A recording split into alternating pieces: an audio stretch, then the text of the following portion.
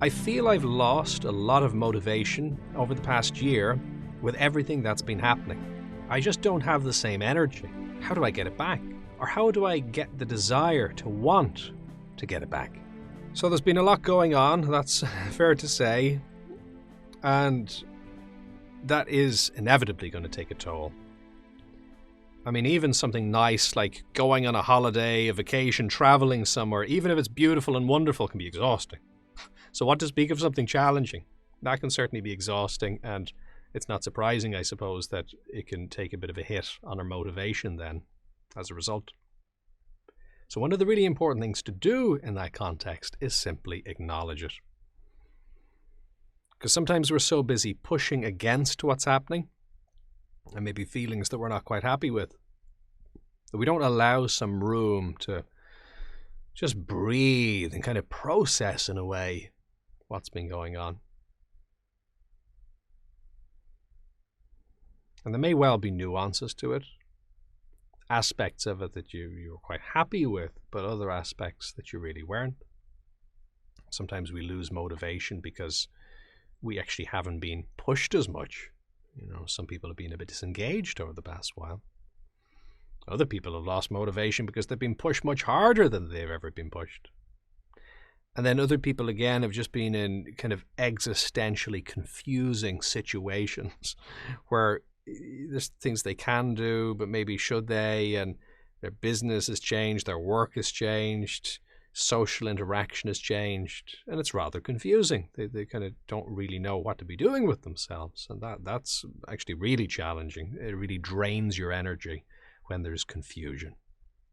And generally, as human beings, we would rather have more work, but clarity as to what that work is, than sort of confusion and we're not sure what direction we're moving in, even if there wasn't quite as much work needed. That sense of clarity actually accounts for a lot in terms of motivation and energy. So acknowledging that is a really important starting point. Just taking the room to stop and to breathe and to go, yeah, wow, this has been quite a ride over the past while. And be a bit kind to yourself as a result of that. This doesn't involve just getting lost in the feelings, but it also shouldn't be about ignoring them.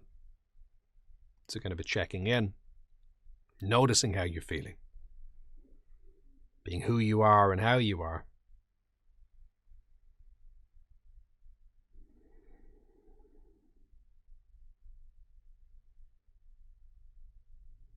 And just letting those kind of feelings find their level a bit.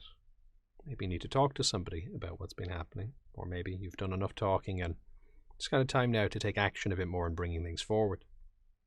So in terms of bringing things forward, one consideration here when we're thinking, how do I get my motivation back, is should you get it back? Because when we have a bit of a reset, like we've had over the past while about the world being impacted in a number of ways, sometimes there's an opportunity in that to make sure that if we were stuck in a bit of a groove before, that we don't just jump right back into it if that wasn't really the best fit for us. So it doesn't mean what you were doing is right or wrong. Sometimes we need to be doing something different. Sometimes we don't. What we were doing is just fine. But maybe what we could be doing is doing it in a different way, taking a different approach to it, optimizing it, tweaking it. And this is already happening in terms of people changing their patterns of commuting, remote work, and even if people are working in person, maybe sometimes commuting and attending meetings remotely and just mixing that up a bit more. And that's nice, I think, because really what we want to be able to do is, rather than have to do it one way or have to do it another way, it would be better to have a variety of options as to how we do it. And to ask the question, what is best for those involved? What is the most optimal way of doing this? And then to choose to do it that way. So with work practices, there are times when being in person and communicating and meeting that way are going to be vastly superior to any technology that we have, at least right now. But there are going to be other moments where meeting in person and spending hours or days traveling for something that's brief and, could have been done via technology rather easily, that will actually negatively impact the communication and the interaction. So that has to be accounted for as well.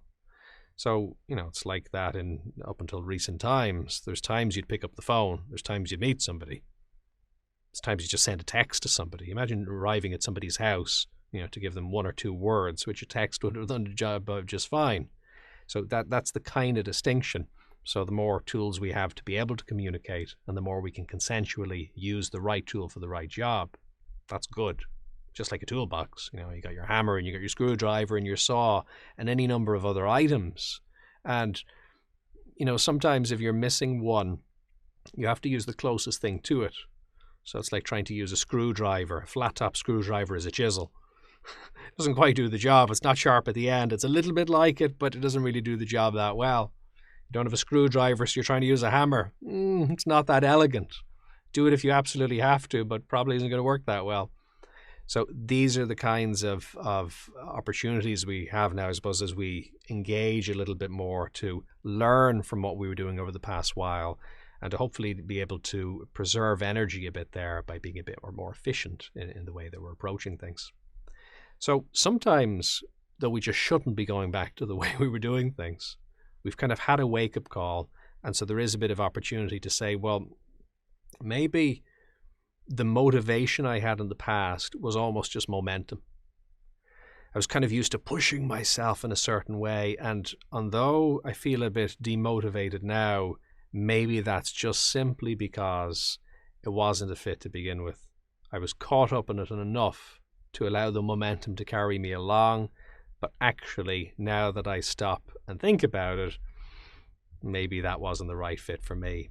So sometimes we need to listen to the lack of motivation and actually follow that. There can be a kind of a wisdom and a guidance, so we're not forcing ourselves, going against something that just isn't right for us. It isn't fit for who we are and how we are. Now, on other occasions, when you stop and reflect, you may find that actually, no, you really want to be doing the thing you want to do. You want to maybe get back to something and you really want to do that. But there's a lack of motivation there. That's a bit of a different case, because if there is, when you think about the thing that you would like to be doing, if there is a genuine interest, a passion, and excitement, to at least some extent, a draw towards that, but you're just feeling a bit meh, that is a bit different, because sometimes there can just be an atrophy of muscles, kind of the psychological equivalent of that we just need to get warmed up again. So thinking of sports would be a good example here. Imagine if you hate sports, but you're trying to be an award-winning athlete. Okay, that's bad. So if the past year or so, your life, your patterns were interrupted and you had a bit of space, and now you're thinking, should I get back to sports again? You may well say, no. Why would you? Maybe you were doing that for one reason or another. You thought you had to, or you thought it was the thing for you, or somebody else wanted you to do it, etc. Fair enough, you gave it a go.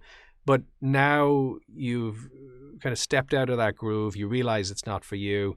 If it really isn't for you, this will be a time to pursue something different. And the good news, many of the skills that you've been practicing over the past while probably are transferable. There are many skills you can transfer you mightn't quite realize you can. If you work in a typewriter factory and computers become the big thing, and typewriters aren't really selling anymore, the chances are your factory equipment can probably be repurposed to make computers or computer accessories or something that people do actually need. Because really it wasn't about typewriters, it was about making things. And making things is something that's still needed. So you can kind of repurpose your equipment and your skills a bit in order to be able to do that. So you can probably do something similar in terms of transitioning over.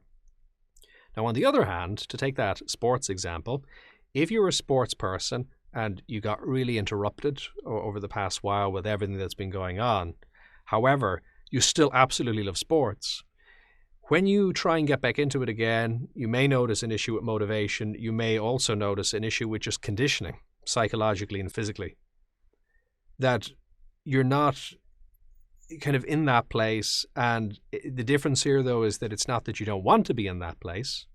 It's just that you're not in that place because the muscles haven't been worked out appropriately and the mind hasn't been stretched appropriately. So then when you get back to it again and give it a bit of a go, you start to build that up again. And it's surprising how quickly that can happen sometimes. I find that if I'm, delivering a particular workshop or some work that I haven't done in a while, and I kind of go, gosh, I haven't done that in a while. And I'm looking forward to doing it. But at first I'm like, do I remember? But then after you do a little bit of it, it just starts to come back again. And you go, oh yeah, right, that's it. And you kind of resonate and connect with it a bit. That's obviously why actors rehearse and why sports people train, is to just build that up, to get that momentum going again, so it's easier to channel it and bring it into the moment when it's most needed. So the more helpful question, I suppose, in terms of bringing back what you used to have before, is thinking about now and moving forward. And the question is, what's right for you right now in your life? Because motivation is available, but it's sometimes more important to start with the thing first and let the motivation follow. I like to think of the example of electricity. The outlets on the wall where you plug things in, it's not that they're just sending out electricity into the air when you walk past and you kind of get zapped by it. It doesn't work that way. You got to plug in the appliance into the outlet, and that draws the current. So the electricity is like the motivation. It's there to be drawn on when it's needed. But sometimes you need to make the first move and to draw on it. So likewise, if you're spending a bit of time thinking about those things that excite you, that interest you, that matter to you, that's a good way to be going. It doesn't really matter if they're the same things that you used to be doing or not. There's probably going to be some commonality, some overlap, some skill set by the fact that you were involved in it before that can be repurposed and used one way or the other. But again, that doesn't really matter. If you need to make a massive change or a small change or no change in terms of the actual thing you're doing, the more important thing is, what is the thing that you want to be doing in your life right now? What are those values and priorities? What have you learned over the past while? And I like to say that a pandemic, it would be a shame to waste it, because it's hopefully a once-in-a-lifetime experience that kind of shakes things, and we get to see the kind of fabric of the world that we live in and ourselves sometimes in a more direct way than we otherwise get to. And that's scary and interesting at the same time. So hopefully we can take some education and learning from that and feel a sense of conviction, really, to live a life that is as closely aligned to what matters in our life as we can achieve. That sounds like an obvious point, to live purposefully and to do what matters. But sometimes we just get caught in a loop or a pattern of doing what we're used to rather than what matters. And that's very unfortunate. If you imagine you time traveled back from the future to this moment, and you've years or decades of experience you're bringing back with you, and what would you say to the present you? You'd probably say, look, take certain things seriously, take other things less seriously, enjoy your life, focus on the things that really matter now, pursue those things. It isn't always easy, but it's very important. And why not? There's nothing to lose. I sometimes say it's better to fail at something that matters than to succeed at something that doesn't. So if you line up your priorities in that way, that can be helpful. So with that, the motivation tends to follow, because if you're not really focused on interesting things, you don't tend to get that enthused or inspired. When you do place your attention on things that are exciting or that matter, then you tend to feel the motivation.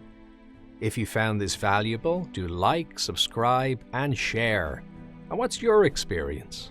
Do you have any questions or topic suggestions? You can contribute in the comments, on social media using #bodymindself, or on jfl.com.